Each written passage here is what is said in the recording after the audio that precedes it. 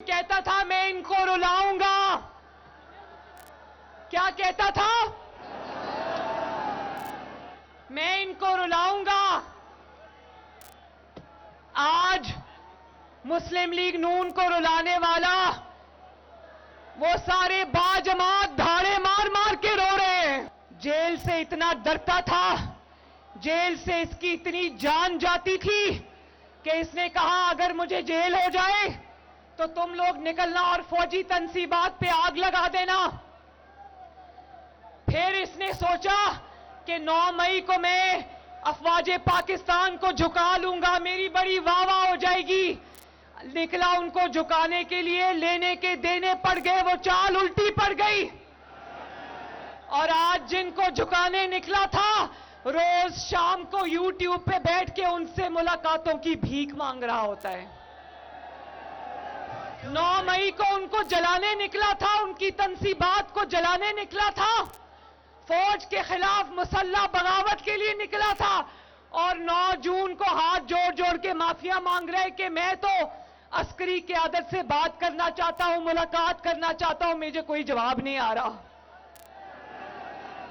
تو بندہ پوچھے تکبر اور غرور کا سر نیچا ہوتا ہے, اب خدا یاد آیا؟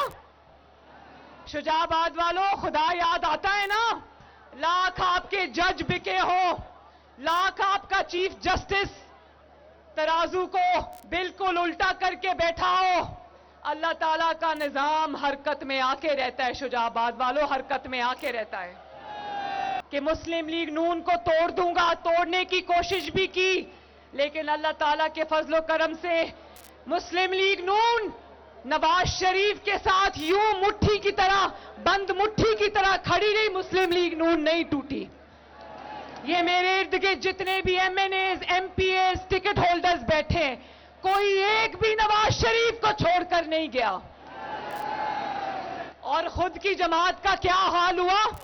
مسلم لیگ نون کو توڑنے والے کی جماعت کا کیا حال ہوا؟ آج اتنی سی جماعت رہ گئی ہے کہ ایک چنگچی میں بھی پوری آ جائے گی. جماعت جتنی رہ گئی ہے وہ ایک چنگچی میں بھی پوری آ جائے گی. جماعت کا صدر بھی کچھ خود ہی ہے, جماعت کا جنرل سیکرٹری بھی خود ہی ہے, جماعت کا کیا کہتے ہیں چیف آرگنائزر بھی خود ہے, جماعت کا سپوکس پرسن بھی خود ہے, جماعت کا امیدوار بھی خود ہے, جماعت کا ووٹر بھی خود ہے. انشاءاللہ اس کو ووٹ ڈالنے بھی اب کوئی نہیں نکلے گا.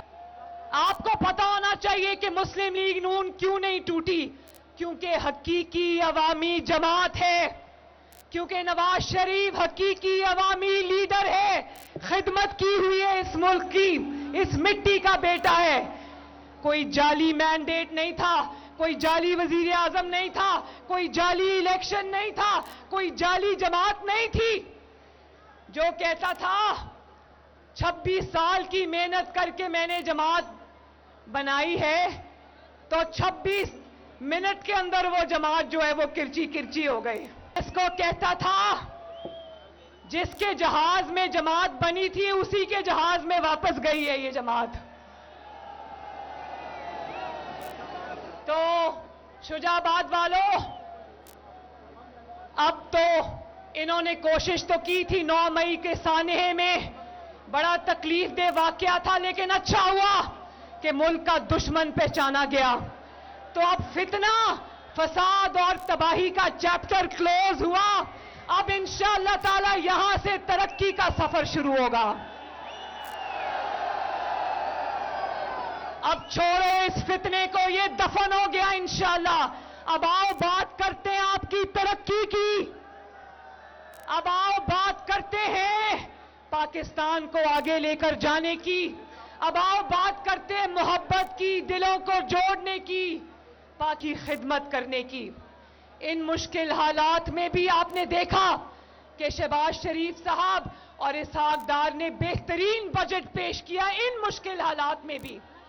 اور ابھی IMF نہیں آیا, لیکن اللہ تعالیٰ کے فضل و کرم سے ملک کو ڈیفالٹ ہونے سے بچا لیا. بولو شکر الحمدللہ. والو, ان مشکل معاشی حالات میں بھی جو بجٹ آیا ہے اس میں گریڈ 16 تک کے افسران کی 35% تنخواہیں ان میں اضافہ کیا ہے, بیواؤں کے قرضے معاف کیے ہیں, جو منیمم ویجز ہے, کم سے کم جو اجرت ہے اس کو 28,000 سے 33,000 تک لے کر گئے ہیں، یہ اس مشکل حالات میں بھی۔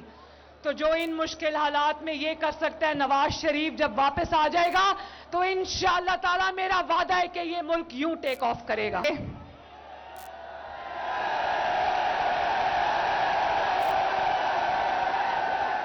ان کا مستقبل ان کے ہاتھ میں ہم نے ڈنڈے نہیں پکڑانے، ان کے ہاتھ میں ہم نے انشاءاللہ تعالی روزگار پکڑانا ہے۔ ان کے ہاتھ میں ہم نے پیٹرول نہیں دینا، ان کے ہاتھ میں، آپ کے ہاتھوں میں ہم نے ہنر دینا ہے۔ یہ ملک، شجاع آباد والوں، یہ ملک ایک زرعی ملک ہے، ہماری اکانومی زراعت پہ زیادہ تر چلتی ہے۔ تو میرا خواب ہے وہ پاکستان جہاں زراعت کے لیے پوری دنیا سے ڈھونڈ کر latest technology, latest techniques Pakistan میں لائی جائیں، کیونکہ ہمارا کسان کو ترقی کرنی چاہیے۔ اور شجاع آباد کو لاہور کی طرح ہونا چاہیے۔ میں وہ شجاع آباد چاہتی ہوں جہاں جب آپ پڑھ کے نکلو تو آپ کو نوکری کرنے لاہور نہ جانا پڑے، جب آپ کو اچھی تعلیم حاصل کرنی ہو تو آپ کو لاہور یا کراچی نہ جانا پڑے، جب آپ کو اچھے اسپتال کی ضرورت پڑے، اللہ نہ کرے آپ کو اسپتال کی ضرورت پڑے، تو آپ کے شہر کے اندر بہترین طبی سہولیات موجود ہوں۔ اور میں یہ چاہتی ہوں کہ آپ کا مستقبل انفارمیشن ٹیکنالوجی کے ساتھ منسلک ہو۔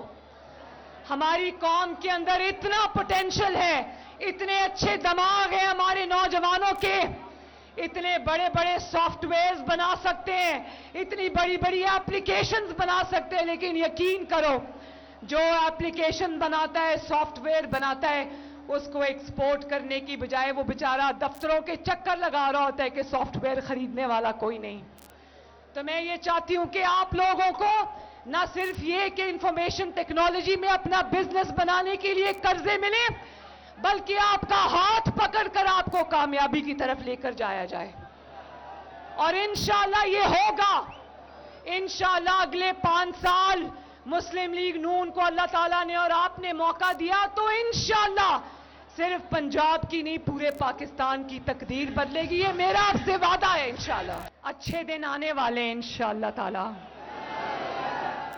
یہ شاکر شجاع آبادی ادھر سے تعلق رکھتے تھے،